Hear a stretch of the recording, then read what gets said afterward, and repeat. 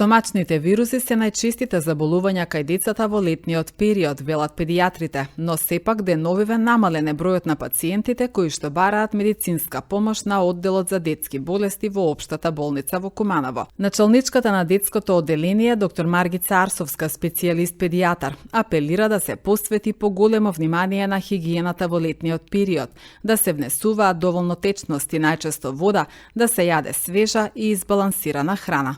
Летниот период намален е бројот на пациенти кои што доаѓаат на детско одделение, до 50 се движи. Најчесто дечињата се со стомачен вирус, температура, гушоболка, осип имаме, значи дали алергиски реакции од убоди од инсекти, осип од инфективна природа со ентеровирозите, значи тоа е претежно се стомачните вируси. Има од дечиња и од одмор вратени, меѓутоа повеќето се од тука. Или пак наши сограѓани кои што живеат во странство, дојдени тука на одмор и се со овие